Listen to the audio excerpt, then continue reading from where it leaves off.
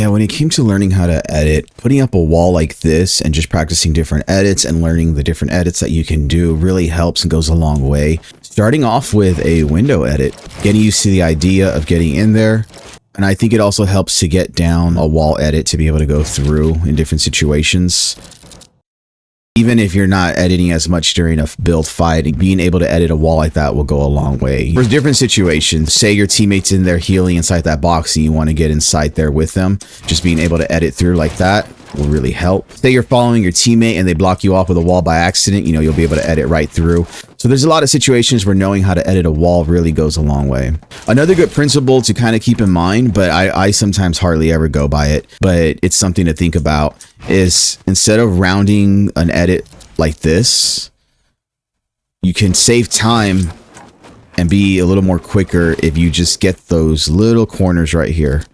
As long as you get those corners, you'll get the tile, and that's all you really need. And then there's a whole topic about edit on release or confirm to edit, that type of thing. And that's going to be more, I think, preference, you know, whatever you feel is best. Learning the different edits you can do will really help.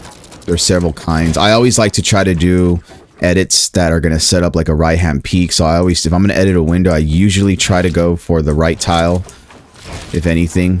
So I'm not always standing right in front of it. Then I can pop out and go for a shot. Same thing with other types of edits.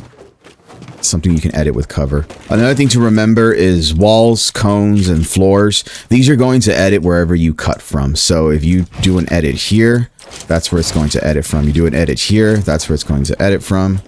Same thing with the floor. So with the ramps, it's a little different. Whichever tiles I choose, that's what's going to stay. So if I go into edit mode here on the ramp, if I choose this row of tiles here on the right, that's what will stay.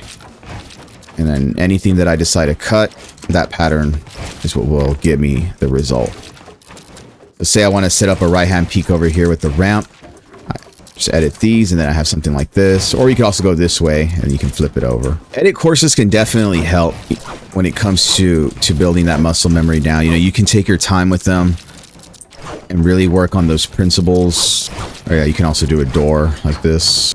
Starting off with a door can also help. But the more you can also free build and also edit, the better. And if you go into like 1v1 build fights or in any situation where you have other players' builds around you that you can't edit, that also helps when it comes to learning how to build and edit around other builds that don't belong to you. Because when you're in a build fight, you're going to find yourself also editing from different angles that you normally wouldn't find in an edit course. You know, sometimes you might go from you know, here to make this edit on this side, instead of going straight into it like I would in an edit course, I might start editing it from here at this angle, you know. So just different things like that. Try to also hit them from different angles, but I feel that the edit courses do help to get used to the idea and getting that muscle memory down. Thank you so much and have fun playing.